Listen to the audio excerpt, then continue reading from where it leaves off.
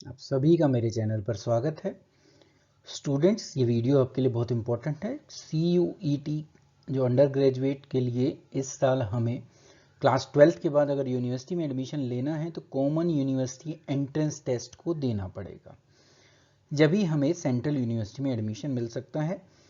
उससे regarding admission process शुरू हो चुकी है। ये उसका एक इम्पॉर्टेंट एस्पेक्ट होगा जिसको हम आगे देखेंगे।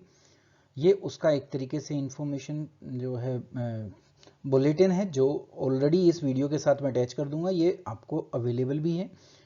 ये कुछ यूनिवर्सिटीज़ हैं जो पार्टिसिपेट कर रही हैं या जहां पर CUET का स्कोर वैलिड होगा एडमिशन लेने के लिए। इन सभी चीज़ों को हम इस वीडियो में समझेंगे।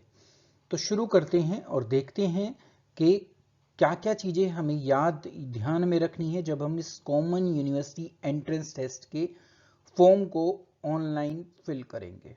चलिए शुरू करते हैं। देखिए, ये कुछ वो यूनिवर्सिटीज़ हैं जहां पर जो है CUET का स्कोर वैलिड होगा एडमिशन प्रोसेस के लिए।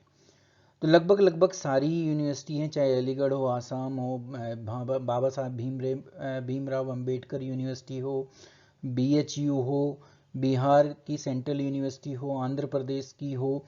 लगभग लगभग हर जगह पर देश के हर जो सेंट्रल यूनिवर्सिटी है वहां पर CUET का स्कोर जो है वैलिड होगा एडमिशन प्रोसेस के लिए। अब आगे चलते हैं, इंफॉर्मेशन देखते हैं जो हमारे लिए बहुत इंपॉर्टेंट है। तो important date and fees detail जो है वो हम सबसे पहले देखेंगे।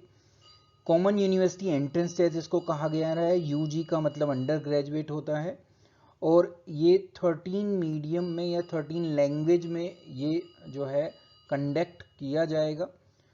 कंप्यूटर बेस्ड टेस्ट है जिसको हम CBT कहते हैं और सेंट्रल यूनिवर्सिटी में एडमिशन के लिए वैलिड है 2022-23 के लिए। ऑनलाइन एप्लीकेशन कब स्टार्ट हो रही है? 6 अप्रैल से 6 मई तक। कब तक? 5 बजे, 5 PM तक। लास्ट डेट जो फी सबमिट करने की है वो है 6 मई है, बट रात के 11:50 PM तक। करेक्शन पर्टिकुलर में ये बाद में अनाउंस होगा। एडमिट कार्ड इसकी डिटेल भी बाद में आएगी। डेट ऑफ एग्जाम क्या है? 1st और 2nd week of July. Duration of exam 2 slot हैं अलग अलग, जो आप जो है सब्जेक्ट चूज करोगे जिसके बेस पर स्लॉट को डिसाइड करेगी एनटीए जो इसको करा रही है, नेशनल टेस्टिंग एजेंसी। तो एक स्लॉट ऐसा है जहां पर टाइमिंग है 3 आवर 15 मिनट की और एक स्लॉट ऐसा है स्लॉट 2 जहां पर 3 आवर 45 मिनट की टाइमिंग है। ये डिपेंड करता है कि आपने कितने सब्जेक्ट चूज किए हैं, जिसके बारे में हम आगे डिटेल में बात करेंगे। टाइमिंग क्या है? अगर स्लॉट फर्स्ट की बात की जाए तो वो 9 AM स्टार्ट होगा और 12:15 तक चलेगा। स्लॉट 2 में अगर आपका आता है तो आपका टेस्ट जो है वो 3 PM स्टार्ट होगा और 6:45 तक चलेगा। सेंटर, डेट, टेस्ट और सब्जेक्ट या टाइमिंग ऑफ एग्जाम वो एडमिट कार्ड में आपके लिखी होगी कि ये सारी डिटेल आपको आपके एडमिट कार्ड में मिलेगी जब वो इशू किया जाएगा। Display of recorded response and provisional answer की जो है वो भी बाद में बताई जाएगी। डिक्लेरेशन कब होगा रिजल्ट वो भी बाद में बताया जाएगा। किस वेबसाइट पे होगा? तो NTA की वेबसाइट पे होगा। वेबसाइट जहां पर आप ये सारी प्रोसेस को पूरा करेंगे वो है cuet.samarth.ac.in या दूसरी www.nta.ac.in। चलिए, ये इंपॉर्टेंट इंफॉर्मेशन है जो आपके लिए बहुत इंपॉर्टेंट है, आप इसका स्क्रीनशॉट भी रख सकते हैं। सबसे पहले आती है टाइम और फीस। तो टाइम हम देख ही चुके हैं। स्लॉट 1 का टाइम 9 से 12:30 तक है। स्लॉट 2 का टाइमिंग जो है वो 3 PM टू 6:45 PM है। नंबर ऑफ सब्जेक्ट या टेस्ट जो आपको देने होंगे, यहाँ पर 4 सब्जेक्ट हैं या जो आप टेस्ट देंगे वो 4 हो सकते हैं मैक्सिमम, यहाँ 5 हो सकते हैं। तो वो डिपेंड करता है कि आप जब जिस यूनिवर्सिटी में एडमिशन लेना चाहते हैं, जैसे मैंने DU से रिलेटेड एक वीडियो बना दी है और उसी के साथ DU के जो डिफरेंट कोर्सेज हैं उन पर भी छोटी छोटी वीडियो मैं बनाऊंगा। जैसे BCom ऑनर्स के लिए आप कौन सा स्लॉट सूट करेगा, क्या सब्जेक्ट आप ले सकते हैं, क्या वो क्लास 12th में आपने पढ़ा है नहीं पढ़ा है, वो सब डिटेल उन वीडियोस में होगी। आप चैनल के साथ बने रहेंगे तो वो भी इंफॉर्मेशन आप तक पहुंच जाएगी। फी की बात की जाए तो जो जनरल हैं और अनरिजर्व हैं दोनों के लिए 650 है, दिस भी स्लॉट में आपका आता है। ओबीसी की बात करें तो 600 है, एससी एसटी और थर्ड जेंडर या पीडब्ल्यू बीडी की बात करें तो 550, और जो सेंटर देश से बाहर है वहां पर फीस है 3000। इसी के साथ साथ आपको प्रोसेसिंग चार्जेस और जीएसटी भी पे करने पड़ेंगे जैसे भी एप्लीकेबल होंगे। ये नॉन क्रीमिलियर सर्टिफिकेट से रिगार्डिंग है, जो ओबीसी का है वो आपके पास होना चाहिए क्योंकि उन्हीं को ये जो है रिलैक्सेशन इन फीस भी है और रिजर्वेशन भी उनका है। ईडब्ल्यूएस भी एक कैटेगरी है जो इनको 600 पे करने हैं। फीचर्स क्या हैं इस CUET अंडर ग्रेजुएट 2002 टेस्ट के? तो देखिए आपके पास सबसे पहला पोर्शन जो है वो सेक्शन फर्स्ट जो है वो लैंग्वेज का है। जिसका 1A है वहां पर 13 लैंग्वेज है, जो 1B है वहां पे 20 लैंग्वेज है। ठीक है, तो डिपेंड करता है कि आपकी यूनिवर्सिटी क्या ऑप्शन आपको दे रही है। एटलीस्ट एक लैंग्वेज आपको सेलेक्ट करनी ही होगी और उस एक लैंग्वेज पर आपके 40 क्वेश्चन आपको अटेम्प्ट करने होंगे 50 में से। 45 मिनट आपको टाइम मिलेगा। कोर्स की बात करी जाए तो आपकी रीडिंग कॉम्प्रिहेंसिव स्किल्स को चेक किया जाएगा, फैक्चुअल लिटरेरी नैरेटिव इन चीज़ों को टेस्ट किया जाएगा। MCQ बेस्ड टेस्ट होगा, चाहे वो लैंग्वेज यहाँ की हो चाहे वो यहाँ की हो, डिपेंड करता है कि आपकी यूनिवर्सिटी क्या कह रही है उस पर्टिकुलर कोर्स के लिए। उसको ध्यान में रखते हुए हमें लैंग्वेज को लेना है, साथ ही साथ वो लैंग्वेज आपने क्लास 12th में पढ़ी हो। सेक्शन 2 की अगर बात करें वहां पर 27 डोमेन स्पेसिफिक सब्जेक्ट हैं, जहां आप हद से हद 6 ले सकते हैं, तो मैक्सिमम 6 सब्जेक्ट को चूज आप कर सकते हैं। अगर आप देखोगे कोर्स में जब आप जाओगे तो आपके 2 या 3 ही सब्जेक्ट बैठते हैं, तो वो जब डिपेंड करेगा हम किस कोर्स की बात कर रहे हैं उस समय देखेंगे। जो भी आप यहाँ पर जितने भी सब्जेक्ट सेलेक्ट करेंगे 50 क्वेश्चन उस पर पूछे जाएंगे, उसमें से आपको 40 करने पड़ेंगे। 45 मिनट एक सब्जेक्ट के लिए आपको मिलेगा। MCQ बेस्ड टेस्ट होगा, 12th के कोर्स के ऊपर बेस्ड ही MCQ आएंगे आपके। सिलेबस NTA की वेबसाइट पर अवेलेबल है। अब सेक्शन 3 की बात आती है, तो ऐसे किसी भी अंडर ग्रेजुएट प्रोग्राम में जहां इसको कंसीडर किया जाएगा जनरल टेस्ट के रूप में, तो आप इसको भी सिलेक्ट कर सकते हैं। यहां पर 60 क्वेश्चन होंगे, 75 में से आपको अटेम्प्ट करने होंगे। ये जो होंगे GK, current affair, general mental ability, numerical ability, quantitative reasoning, logical analytical reasoning, इनके ऊपर बेस्ड क्वेश्चंस होंगे। 60 मिनट इसके लिए आपको मिलेगी। ये अगर उस पर्टिकुलर कोर्स में ये भी जो है एक सब्जेक्ट के रूप में अगर आपकी यूनिवर्सिटी कंसीडर कर रही है तो आप इसको भी ले सकते हैं। तो ये थे 3 सेक्शन जहां पे आपसे क्या क्या पूछा जाएगा वो यहां पर बताया गया है। कुछ और इंपॉर्टेंट पॉइंट जो हमें पता होना चाहिए, फी पेमेंट करने के लिए आपके पास net banking, credit card, debit card, UPI, Paytm वगैरह की सबसे होगा। ये मैं आपको बता ही चुका हूं कि प्रोसेसिंग और GST चार्जेस आपको अलग से देने पड़ेंगे। कंफर्मेशन पेज जब ही जनरेट होगा जब आप फी पे कर देंगे, नहीं तो जब तक कंफर्मेशन पेज नहीं आएगा। बैंक और पेटीएम गेटवे जो है इसके लिए अपेंडिक्स 4 में सारी डिटेल दी गई है, सर्कुलर में अटैच कर दूंगा, वहां से आप देख सकते हैं और वो आपको अपने पास सेव रखना होगा। कैंडिडेट को सारी इंस्ट्रक्शन केयरफुली पढ़नी है फिल करने से पहले एप्लीकेशन, साथ ही साथ अपनी यूनिवर्सिटी की वेबसाइट पर जाकर भी देखना है कि उस पर्टिकुलर अंडर ग्रेजुएट प्रोग्राम के लिए, जैसे बीकॉम ऑनर्स की मैं बात करूं तो वहां के लिए क्या क्या उन्होंने कॉम्बिनेशन आपको अलाउ किए हैं, उसके बेस पर ही आपको काम करना है। ऑनलाइन मोड में होगी पूरी की पूरी प्रोसेस, ठीक है। ऑफलाइन मोड या किसी भी और मोड में वो एक्सेप्ट नहीं की जाएगी। एप्लीकेशन फॉर्म जो है वो ऑनलाइन स्टूडेंट फिल करेंगे, किस वेबसाइट पर जाकर, ये रही जो अभी तक हम 2 बार 3 बार डिस्कस कर चुके हैं, CUET.samat.ac.in। ऑनलाइन फॉर्म को फिल करने की इंस्ट्रक्शन भी इसमें दी हुई है, कुछ मैंने यहाँ पर ले ली हैं कि प्रोस्पेक्टस को पहले आप थोरोली पढ़िए, कहाँ आप किस यूनिवर्सिटी में एडमिशन लेना चाहते हैं, उस यूनिवर्सिटी में उस पर्टिकुलर कोर्स में क्या चीज़ें हैं, कितनी सीट अवेलेबल हैं, क्या एलिजिबिलिटी है, पासिंग और अपेयरिंग, क्वालिफाइंग एग्जाम क्या है, मिनिमम मार्क्स क्या है, रिलैक्सेशन क्या है, ठीक है, रिजर्वेशन क्या है, एडमिशन प्रोसीजर क्या है, सब आप पहले एक बार अपनी यूनिवर्सिटी जरूर चेक कर लीजिएगा। एप्लीकेशन फॉर्म जब पहले तो देखिए, अगर आप देखें तो फर्स्ट स्टेप में हमें रजिस्ट्रेशन करना है, सेकंड स्टेप जो आता है वो एप्लीकेशन फॉर्म फिल करने का आता है। एप्लीकेशन फॉर्म के लिए क्या होगा, आपको एक एप्लीकेशन नंबर मिलेगा और एक प्री क्रिएटेड क्या मिलेगी, पासवर्ड मिलेगा, जो आपने ही क्रिएट किया होगा जब आप रजिस्ट्रेशन कराएंगे। जब आप रजिस्ट्रेशन करा लेंगे आपको एक एप्लीकेशन नंबर मिल जाएगा, तो पूरी प्रोसेस फिर इस एप्लीकेशन नंबर और इस प्री क्रिएटेड पासवर्ड के ऊपर बेस्ड पर चलेगी। पूरा फिर आपको इसको फिल करना है। वहाँ आप अपनी एजुकेशनल क्वालिफिकेशन, कौन सा प्रोग्राम आप सेलेक्ट कर रहे हैं, कौन सी यूनिवर्सिटी क्या है, टेस्ट पेपर कौन कौन से चूज़ किए हैं, कौन सी एग्जामिनेशन सिटी आपने चूज़ की है, और कुछ इमेज और डॉक्यूमेंट आपको अपलोड करने होंगे। उसको सारे एक प्रोसेस को जब आप पूरा कर लेंगे, उसके बाद ही आप पेमेंट गेटवे पे जा पाएंगे।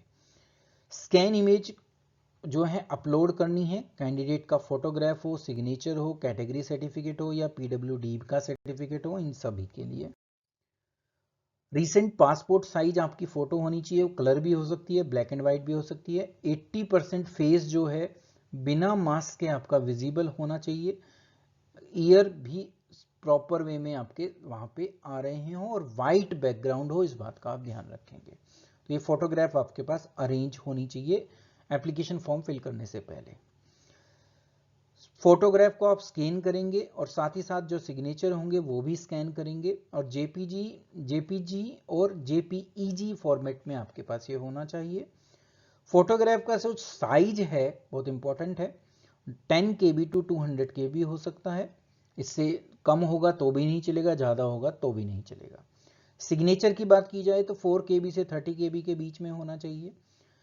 सर्टिफिकेट जो भी है SC ST OBC EWS और जो एटसेट्रा जितने भी सर्टिफिकेट हैं, वो उसका साइज भी 50 KB से 300 KB के बीच होना चाहिए। क्लास 10th या कोई भी इक्विवेलेंट सर्टिफिकेट जो आपकी डेट ऑफ बर्थ को प्रूव करता है, उसको भी 50 KB और 300 KB के बीच में ही आपको अपलोड करना है, स्कैन की हुई कॉपी। PWD का सर्टिफिकेट भी 15 KB से 300 KB होगा, तो KB भी आपको याद रखनी है किस किस KB की है। स्कैन सारी चीजें होंगी इसी साइज के बीच में होनी चाहिए। फोटोग्राफ और सिग्नेचर आप देख लें कि वो ब्लर ना हो या ऐसे ना हो जो विजिबल ना हो, क्योंकि फिर आपकी जो एप्लीकेशन फॉर्म है वो रिजेक्ट कर दिया जाएगा और करेक्शन का ऑप्शन भी आपको अगर नहीं मिलेगा, अगर आपने ड्यू टाइम में ये काम नहीं किया तो। जब आप एप्लीकेशन फॉर्म पूरी तरह से फिल कर देंगे, ये सब चीज़ें अपलोड कर देंगे, तो स्टेप 3 पर पहुंचेंगे जहां पर फ़ी की पेमेंट की जाएगी। जब स्टेप 1 और स्टेप 2 पूरा हो जाएगा तो आप रिक्विजिशन जो रिक्विजिस्ट फीस है उसको सबमिट कर सकते हैं। फी को सबमिट करने के ऑप्शन हम ऑलरेडी पढ़ चुके हैं, तो ये अब मैं दोबारा रिपीट नहीं करूंगा। यहाँ पर कंफर्मेशन पेज जब ही आएगा जब आप पेमेंट कर देंगे, उससे पहले नहीं आएगा। आप उसको डाउनलोड कर सकते हैं, सेव कर सकते हैं, उसका प्रिंट निकाल सकते हैं कंफर्मेशन पेज का फॉर फ्यूचर रेफरेंस, ये आपके लिए इंपॉर्टेंट चीज़ है। जब तीनों स्टेप आपके हो जाएंगे, एक साथ भी आप इनको कर सकते हो, अलग अलग टाइमिंग पर भी कर सकते हो, क्योंकि आपके पास यूजर आईडी पासवर्ड है जो आपने ही स्टेप फर्स्ट में क्रिएट किया है। एप्लीकेशन नंबर जरूर जो है NTA देगा, पासवर्ड आपका खुद का क्रिएट किया गया होगा। कैंडिडेट ये जरूर इंश्योर करे कि जो भी उसने ऑनलाइन इंफॉर्मेशन एंटर की है वो बिल्कुल करेक्ट हो। करेक्शन का ऑप्शन खत्म होने के बाद आप उसको करेक्ट नहीं कर पाएंगे। फिर अगर आपको एडमिशन नहीं मिलेगा तो आप सोलली खुद ही रिस्पॉन्सिबल उसके होंगे। क्या क्या डिटेल है जो ऑनलाइन एप्लीकेशन फॉर्म में भरी जाती है वो दोबारा बता रहे हैं। कैंडिडेट का नाम है, कॉन्टैक्ट डिटेल है, एड्रेस डिटेल है, कैटेगरी है, जेंडर है, PWBD स्टेट का स्टेटस है, एजुकेशनल क्वालिफिकेशन है, डेट ऑफ बर्थ है, चॉइस ऑफ एग्जामिनेशन सिटी है और इस जैसी कुछ और चीज़ें हैं। तो ये अगर आप एक बार फिल कर देंगे तो ये फाइनल ट्रीट की जाएगी। इसमें फिर आप रिक्वेस्ट चेंज का अगर करना चाहेंगे तो वो नहीं कर पाएंगे। ये सारी चीज़ें आपकी चेंज नहीं होंगी, NTA उसको किसी भी सर्कमस्टांसिस में एंटरटेन नहीं करेगा। आप अपनी करेक्ट ईमेल आईडी और मोबाइल नंबर दें जिस पर आगे सारी इंफॉर्मेशन NTA के थ्रू आएगी, तो ये बिल्कुल करेक्ट होनी चाहिए। कैंडिडेट को ये भी एडवाइस किया जाता है कि नेशनल टेस्टिंग एजेंसी की वेबसाइट पर बार बार जाता रहे और देखता रहे अपनी ईमेल को और अपने फ़ोन को, जिससे उनको latest update about the test मिलती रहे। कैंडिडेट जब पेपर को अपेयर करने के लिए जाएंगे, देने के लिए जाएंगे, तो अपनी कॉस्ट पर जाएंगे, जिस भी सेंटर उनको अलॉट किया है उस पर। उसके अलावा किसी और सेंटर पे जाएंगे तो काम नहीं होगा, अलाउ आपको नहीं किया जाएगा। एडमिट कार्ड जो कहता है उसको पूरी तरह से आपको फॉलो करना है। Final submission of online application जब तक इनकम्प्लीट रहेगा, जब तक आप स्टेप 3 को कंप्लीट नहीं कर दोगे, मतलब कि फी पे नहीं कर दोगे। और अगर आपने फी नहीं पे की तो पहले 2 स्टेप पूरे करने के बावजूद भी आपकी एप्लीकेशन रिजेक्ट मानी जाएगी और कोई कॉरेस्पॉन्डेंस आपको नहीं किया जाएगा। पूरी जो प्रोसेस है इस CUET अंडर ग्रेजुएट 2022 टेस्ट की, ये एक ऑनलाइन मोड में है, ऑफलाइन कुछ भी नहीं है, इस बात को आपको ध्यान में रखना है।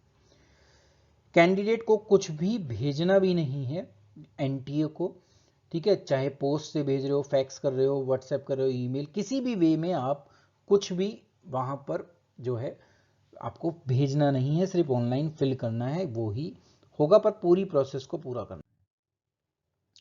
मोड ऑफ एग्जाम हम पढ़ चुके हैं, कंप्यूटर बेस्ड टेस्ट है। मीडियम ऑफ एग्जाम आपको पता है 13 लैंग्वेज है और उनके अलावा भी लैंग्वेज है, तो वो आप मीडियम उसमें से एक लैंग्वेज ले सकते हैं। क्लास 12th में आपने उसको पढ़ा जरूर हो, इस बात को जरूर ध्यान रखें। जो डोमेन स्पेसिफिक सब्जेक्ट हैं या जनरल टेस्ट है वो बाइलिंगुअल होगा, मतलब कि हिंदी या जोन सी भी इंग्लिश और या जोन सी भी लैंग्वेज आपने चूज की है उसमें। इंग्लिश वर्जन को फाइनल माना जाएगा, अगर कोई डिस्क्रिपेंसी है तो आपका इंग्लिश वर्जन जो है वो फाइनल वैलिड माना जाएगा। किसके लिए? लैंग्वेज टेस्ट के लिए।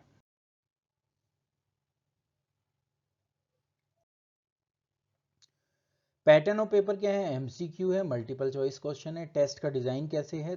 2 ऊपर की लैंग्वेज के लिए है, यहाँ पर डोमेन स्पेसिफिक सब्जेक्ट है जो आपके कोर्स के अकॉर्डिंग होंगे। जनरल टेस्ट है, अगर वो एलिजिबल माना जाता है किसी कोर्स में आपकी यूनिवर्सिटी के द्वारा तो उसको भी ले सकते हो आप। जो भी चॉइस ऑफ टेस्ट या सब्जेक्ट है वो डिपेंड करता है उस यूनिवर्सिटी जहां पर आप एडमिशन लेना चाहते हैं, तो उसको एक बार जरूर चेक कर लीजिएगा। DU से रिगार्डिंग वीडियो मैं यहां पर जरूर डालूंगा, तो आप उनको भी चेक कर सकते हैं अपनी इस चीज को चेक करने के लिए। लैंग्वेज डोमेन स्पेसिफिक टेस्ट या जनरल टेस्ट, इसमें क्या क्या आएगा वो अपेंडिक्स 2 में बताया गया है, वहां पर देख लेंगे, और ये ऑलरेडी हम देख भी चुके हैं। कैंडिडेट हद से हद 9 टेस्ट दे सकता है, जहां पर मैक्सिमम 2 लैंग्वेज हो सकती हैं और 6 सब्जेक्ट हो सकते हैं, 3 लैंग्वेज हो सकती हैं और 5 सब्जेक्ट हो सकते हैं, और एक जनरल टेस्ट हो सकता है। देखो आप कहीं भी देख लो 9 ही बैठेंगे, 6 + 2 + जनरल टेस्ट 9, 3 + 5 8 + जनरल टेस्ट 9, तो आपके पास मैक्सिमम ऑप्शन 9 टेस्ट है जो आपको 2 टेस्ट में कवर करने पड़ेंगे, 2 स्लॉट में कवर करने पड़ेंगे।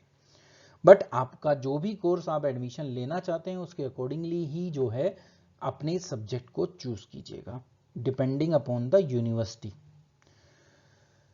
नंबर ऑफ क्वेश्चन जो अटेम्प्ट होंगे वो सेम रहेंगे, डिफरेंट स्टेट में डिफरेंट बोर्ड हैं, अलग अलग तरीके से करेंगे, तो ऑल सेक्शन में क्वेश्चन पेपर जो है वो हो सकता है, पर नंबर ऑफ क्वेश्चन जो है वो सेम रहेंगे हर एक के लिए, जिससे यूनिफॉर्मिटी रह सके।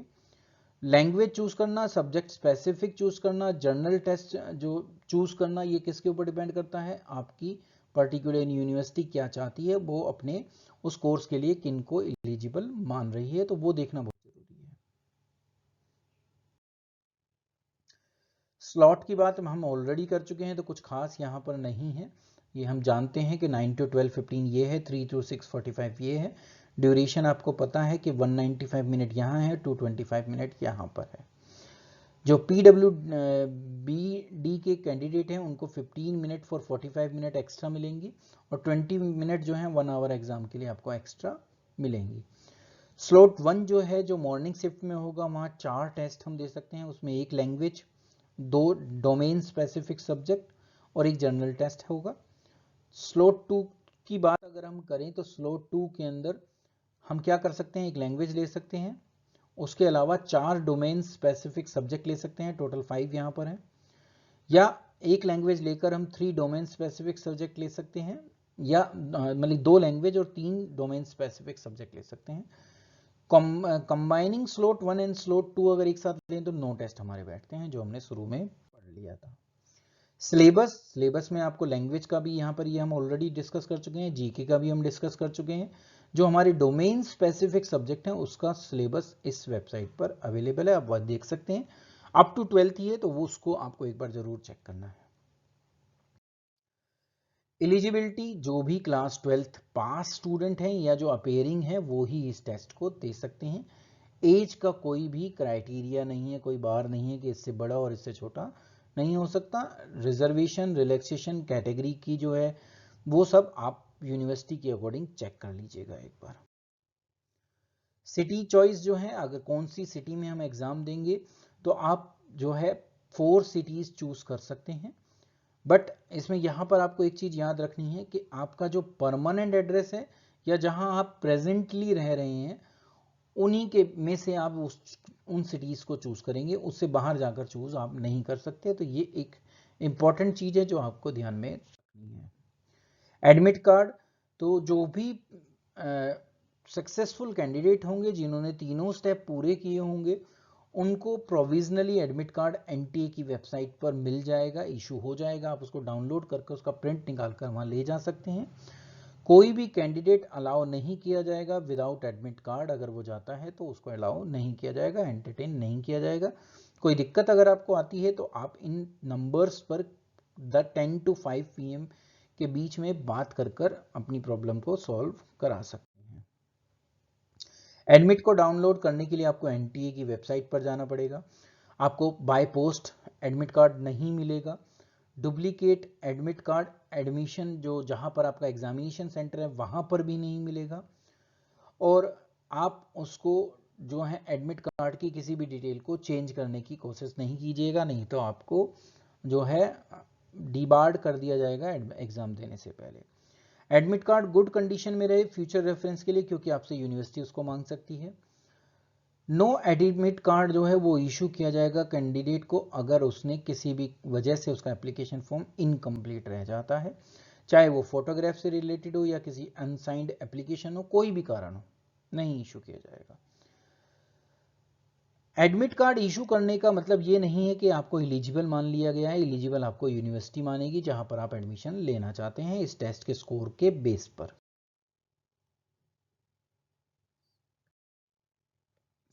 इंपॉर्टेंट चीज, schedule of examination. Date 1st और 2nd वीक ऑफ जुलाई होगी। कंप्यूटर बेस्ड टेस्ट होगा। स्लॉट 1 सुबह का होगा, स्लॉट 2 इवनिंग का होगा, आफ्टरनून का होगा। स्लॉट 1 में 3 आवर 15 मिनट है, यहाँ पर 3 आवर 45 मिनट है। डिपेंड करेगा आप यूनिवर्सिटी में क्या कोर्स सेलेक्ट कर रहे हैं उसके बेस पर। पीडब्ल्यूडी को क्या एग्जाम में पीडब्ल्यू जो बीडी है उसको जो रिलैक्सेशन है वो ऑलरेडी हम डिस्कस कर चुके हैं। क्या होगा, एंट्री कब होगी, 7 to 8:30 होगी स्लॉट 1 के लिए। 1 PM to 2:30 PM होगा स्लॉट 2 के लिए। 8:30 to 8:50 जो है आपकी चीज़ों को चेक किया जाएगा वहाँ पर इन्विजिलेटर के द्वारा, शाम को ये टाइमिंग है उसका।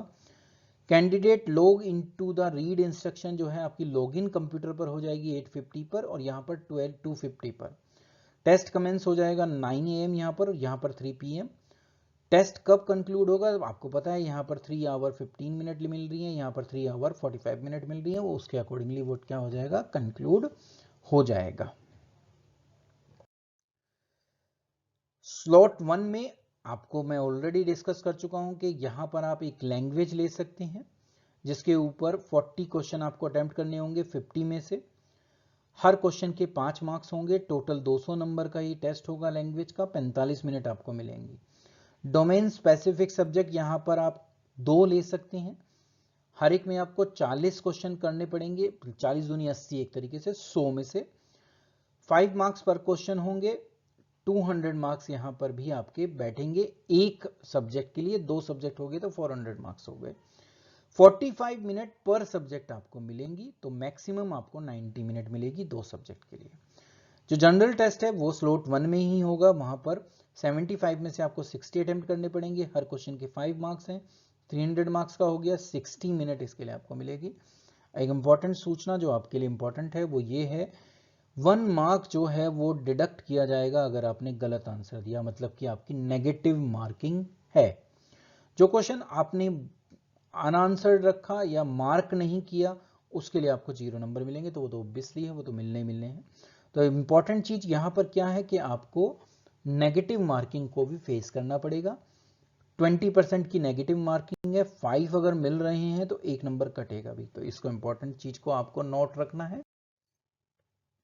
स्लॉट 2 की अगर बात की जाए तो यहां पर आप 2 लैंग्वेज ले सकते हैं। या एक लैंग्वेज आप ऑलरेडी वहां पर ले चुके हैं, दूसरी लैंग्वेज आप यहाँ लेंगे। अगर आपको 2 लैंग्वेज में जाना है तो आपको दोनों स्लॉट देने पड़ेंगे, दोनों की फी भी पे करनी पड़ेगी। 40 क्वेश्चन होंगे, 50 मिनट का 50 में से करने होंगे, 5 मार्क्स पर क्वेश्चन है, 200 मार्क्स का है, 45 मिनट इस लैंग्वेज के लिए आपको मिलेगा। ये लैंग्वेज फर्स्ट ए के सेक्शन से भी हो सकती है और फर्स्ट बी सेक्शन से भी हो सकती है। डोमेन स्पेसिफिक सब्जेक्ट यहां पर आप 4 तक दे सकते हैं। हर एक में आपको 40 क्वेश्चन अटेम्प्ट करने होंगे 50 में से। हर क्वेश्चन के 5 नंबर हैं, हर सब्जेक्ट के 200 मार्क्स हैं। हर सब्जेक्ट के लिए आपको 45 मिनट मिल रही हैं। टोटल आपको यहाँ पर 3 आवर्स का टाइम मिलेगा अगर आप 4 सब्जेक्ट चूज करते हैं तो। नेगेटिव मार्किंग सेम है, 1 मार्क्स जो है वो डिडक्ट होगा अगर आप गलत आंसर देते हैं, और अगर अनआंसर्ड हो रहा है, अनमार्क है, तो आपको 0 नंबर मिलेंगे। तो इंपॉर्टेंट चीज है जो आपको याद रखनी है। देखेंगे डिफरेंट कोर्स में क्या हम इन दोनों स्लॉट में से चूज कर सकते हैं। कुछ और इंपॉर्टेंट चीजें, टेस्ट जो है वो मॉर्निंग या आफ्टरनून सेशन में होगा, डिपेंड करता है कि आपकी चॉइस क्या रही। दोनों में जो भी क्वेश्चन होंगे वो डिस्टिंक्ट होंगे, इंडिपेंडेंट होंगे एक दूसरे से, उनका एक दूसरे से कोई संबंध नहीं होगा। A candidate has an option to choose component of test only. आपको सिर्फ ये ऑप्शन दिया जा रहा है कि आप टेस्ट के कौन से कंपोनेंट, मतलब कि कौन से सब्जेक्ट ले सकते हैं। अलॉटमेंट ऑफ स्लॉट जो है वो ऑप्शन जो है वो किसके पास है, एनटीए के पास है। जो टेक्निकल और एडमिनिस्ट्रेटिव जो उनकी टीम है वो ही उसको देखेगी और वही आपको स्लॉट देगी as per your choice of component, मतलब कि आपने क्या चूज किया है उसके हिसाब से। एडमिट कार्ड जो होगा उस पर लिखा होगा मॉर्निंग या आफ्टरनून सेशन का है, जैसा भी हो वो उस पर लिखा होगा, आप उसी के अकॉर्डिंग जाएंगे, आप उसको चेंज नहीं करा सकते, डेट को भी और स्लॉट को भी। आर डोमेन स्पेसिफिक सब्जेक्ट और लैंग्वेज जो 1A के अंदर है वो दोनों ही स्लॉट में आपको अवेलेबल है। तो कैंडिडेट को अलाउ नहीं किया जाएगा सेम सब्जेक्ट 2 बार देने की। तो आपका सेम सब्जेक्ट नहीं हो सकता दोनों स्लॉट में, इस बात को आपको याद रखना है। स्पेसिफाइड टाइम पर आप शुरू होंगे, आपको टाइम से पहले वहां पर पहुंचना जरूरी है। शेड्यूल ऑलरेडी है। No sequence in which the test are to be taken within each slot, कोई सीक्वेंस सेट नहीं है, वो डिपेंड करेगा वहां पर जब आप लॉग इन कर लेंगे कंप्यूटर में उसके बाद। कैंडिडेट को इन चीजों को ध्यान में रखना है कि जो एडमिट कार्ड की प्रिंट आउट कॉपी है उसके साथ एक सेल्फ डिक्लेरेशन अंडरटेकिंग आपको देनी है, वो पूरी तरह से फिल हो। एक पासपोर्ट साइज फोटोग्राफ होना चाहिए, वो वही होना चाहिए जो आपने ऑनलाइन एप्लीकेशन फॉर्म पे लगाया है। Any one of the authorise photo ID, जैसे कुछ भी ओरिजिनल वैलिड और नॉन एक्सपायर्ड स्कूल का आइडेंटिटी कार्ड, पैन कार्ड अगर आप 18+ हैं तो, या पैन कार्ड तो छोटों का भी बन जाता है वो हो सकता है। ड्राइविंग लाइसेंस है, वोटर आईडी है, पासपोर्ट है, आधार कार्ड है, इसमें से कोई भी एक ओरिजिनल आपके पास होनी चाहिए।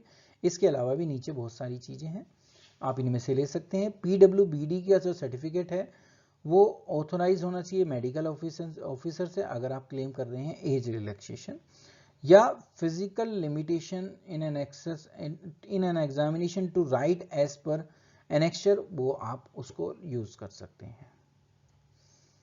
तो ये थी important information regarding the test. ऐसी ही कुछ और यूजफुल वीडियो इस CUET 2022 के ऊपर मैं आगे डालता रहूँगा कि एप्लीकेशन फॉर्म में क्या फिल करना है, ऑनलाइन एप्लीकेशन फॉर्म फिल कैसे करें, क्या कंडीशंस हैं, कैसे स्कोर को आपको जज देखा जाएगा, कैसे उसको लिया जाएगा जब मेरिट बनेगी। तो रिगार्डिंग सारी जितने भी डाउट्स आपके हो सकते हैं उनसे रिगार्डिंग वीडियो मेरे इस चैनल पर अवेलेबल होंगी। साथ ही साथ DU में पर्टिकुलर कोर्स में आप क्या सब्जेक्ट चूज कर सकते हैं जो आपने क्लास 12th में पढ़े हों, कैसे चूज करेंगे, किन कॉलेज में कितनी सीट्स हैं, उससे रिगार्डिंग वीडियो भी मेरे इस चैनल पर अवेलेबल होगी। आप CUET की प्लेलिस्ट है उस पर जाकर उन सभी वीडियो को एक्सेस कर सकते हैं। वीडियो को अंत तक देखने के लिए आप सभी का धन्यवाद, और ऐसी ही यूजफुल वीडियो के लिए आप मेरे चैनल के साथ कनेक्ट रहें, आपको इजी वे में सारी चीज़ें डिटेल में मिल जाएगी। Thank you.